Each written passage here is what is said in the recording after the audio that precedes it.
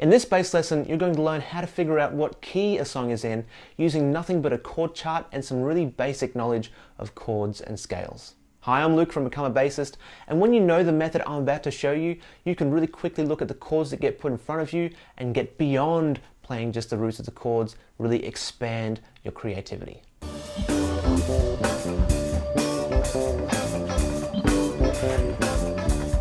Tell me if this has ever happened to you. You go to play some song from a chord chart that you maybe found on the internet, maybe someone has given it to you or put in front of you at a jam session or a church service, but all it really gives you in terms of what you can do is the roots.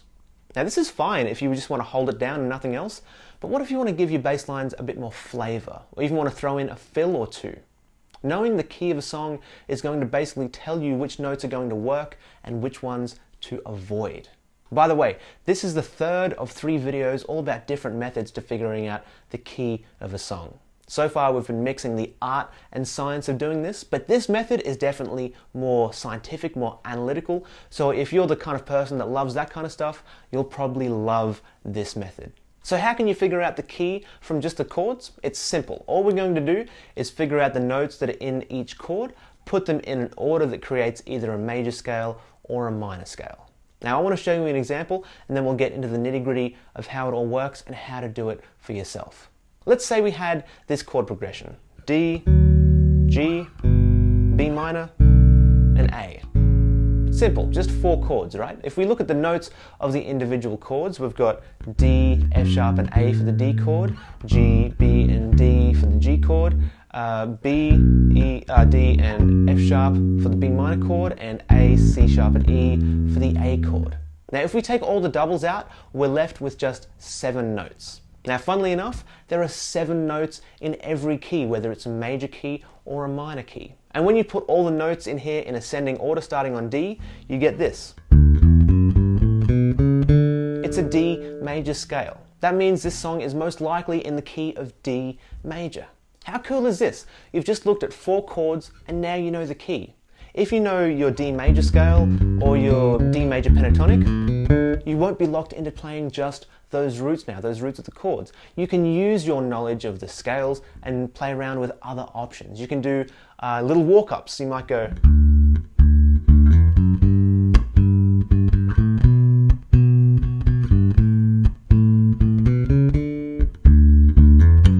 all just D major scale. You can make the bass line busier and more interesting. You might go,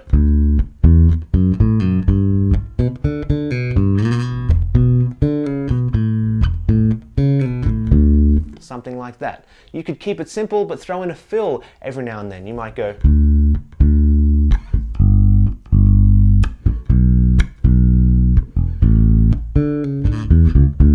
yeah? Everything is just from the major scale, and all these options came from just figuring out the key the song is in.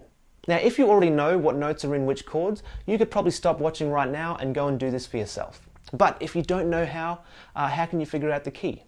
Easy. Step 1 is to learn to figure out the notes in all the chords, and step 2 is just putting them in the right order. So let's start with step 1, figuring out the notes in every chord. To keep things simple, we're just going to look at major chords and minor chords. They're the most common and they'll give you the most bang for your buck. Every major and minor chord is made up of 3 notes. A root, which is the name of the chord, a third, and a fifth. These are really easy to find and figure out, and that's exactly what we need to do.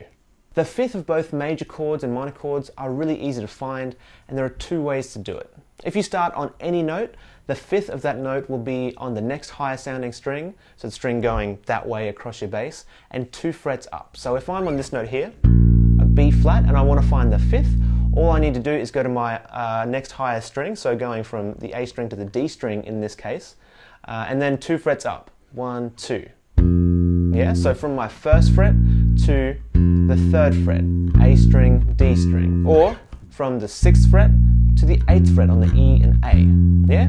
This note, this F, is the 5th of B flat, and this will work in either a B flat major chord or a B flat minor chord. They both have the same 5th. In fact, the majority of chords that you see will have a 5th like this, but there are a few exceptions. If you know your fretboard reasonably well, you'll have no problem figuring out the notes really quickly, and if you need a bit of help, check out my Ultimate Guide to Learning Your Bass Fretboard. You can find it underneath the lesson. There's also another way to find the fifth of any chord, and that's to stay on the same fret but go to the lower sounding string, so this direction on your bass. So if I'm on this same B flat here and want to find the fifth, you just go to the next lower sounding string, so from the A to the E string, stay on the same fret.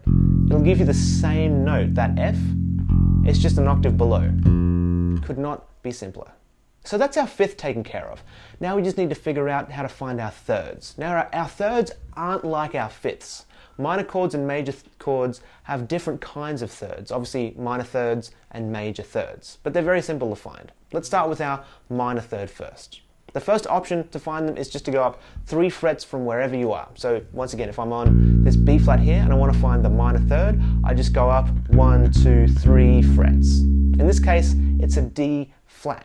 You can use another formula, it'll get you the same results, but it involves changing strings. So if I'm on this B flat, on my E string this time, and I want to find my minor third, I'm going to go to my higher string, so from the E string to the A string in this case, and then move down 2 frets. So from B flat, 1, 2. Yeah, so B flat, up to the next string, and then down 2 frets.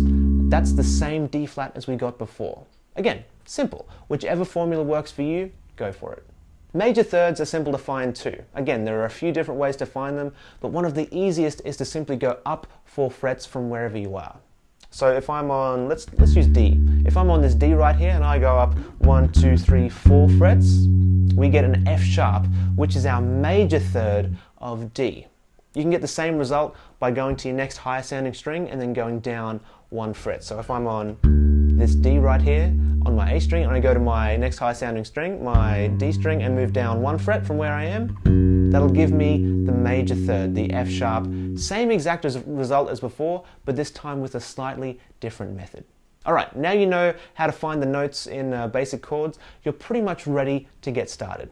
Imagine you came across this chord progression, A minor to G to D minor. Yeah, this is a real progression, by the way, that kind of gets used in real world songs like I Need a Dollar or John Mayer's I Don't Trust Myself with Loving You. Yeah, let's figure out all the notes though. In A minor, we obviously have an A. We'll find the minor third because it's a minor chord. So that means going up 3 frets, 1, 2, 3, that's a C. And if we want to find the fifth, we start on the A, go to the higher sounding string and go up 1, 2 frets. That'll give us an E. So the notes in A minor are A, C, E. Nothing to it. Next chord, our G chord. Obviously, we'll have a G. Our third will be a major third because it's a major chord. So up 4 frets, 1, 2, 3, 4. That's a B. Perfect. And finally, our fifth will be from the G up to the next highest sounding string, up 2 frets, a D. Nothing to it. G is made up of the notes G, B, and D. Yeah? Now finally, with our D minor, obviously we're going to have a D right there, and the minor third will be up 3 frets, 1, 2, 3, in this case an F. And then to find our fifth, we can just go, let's use the other method for this one. Let's go to from the D to our lower sounding string. That means it'll be an A. So the chord of D minor has D, F, and A. So these are all of our notes up here. If we put them in the order we found them, we'd get this. Now, if we got rid of all the doubled notes, we'd get this. And finally, if we put them in an order, we should be able to figure out the key. Our first chord was an A minor, so if we started on an A, we'd end up with this.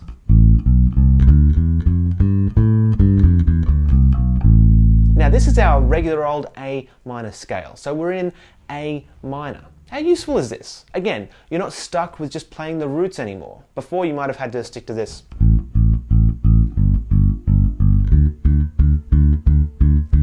But now, you can play something a little bit more interesting, have a bit more colours in there.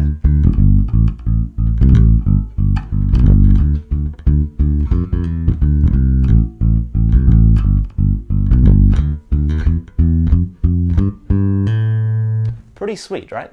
Now, how do you know where to start organising the notes once you've got them all together? One trick that sometimes works is looking at the chords at the start and ends of phrases or even entire songs. A lot of the time, especially with simpler songs, the first and last chords will be the same as the key. For example, if you see a song that starts with G major and ends with G major, the chord that is, chances are that song is in the key of G major, meaning that you can use the notes of the G major scale or the G major pentatonic scale to get beyond just using the roots. Now this isn't always the case though. Some songs don't start or end with the home chord, and there are even songs that never actually play the root chord, which can get a little bit confusing sometimes. Let's do one that's not so straightforward. So if we have this progression, let's say we have E, D sharp minor, B, C sharp minor. Yeah, if we blaze through the notes, we end up with these notes in the chords, and when we put them in order starting on E, we get this. Yeah, now if we play this, it's kind of like a major scale, but not quite. There's one note different. Check it out. This note here, it doesn't fit into the key of E major, so we're probably not in that key. Well, let's move on to the next chord, the D minor. Now if we arrange all the notes starting on D sharp, we'll get this. Now this isn't a regular old major scale or a regular minor scale, so we're probably not in the key of D sharp minor. So let's move on to our next chord. What about B? If we arrange all the notes starting on B, we'll get this. Now this is a B major scale, so we're actually in the key of B, even though the chord progression didn't start on a B or end on a B. Now if you think you've figured out the key to a song but you're not actually sure, there's a way to test whether or not you've got it right. Most people, when they're trying to figure out the key to a song, make two critical errors, but there is a process you can go through that eliminates these mistakes automatically, and I've created a special bonus video for you that teaches you exactly how to do it. When you know the process, you can be absolutely certain that you've figured out the key once and for all. Now to get the bonus video, just click the link in the description, fill out the form on that page, and I'll send it straight to your email address. By the way, it's 100% free, just an awesome little gift from me to you. Also, if you're struggling with the keys, there's a special bonus PDF I've included that shows you all the notes in every key right there for you. If you're struggling with putting the notes in the right order, that PDF will be a huge help to you.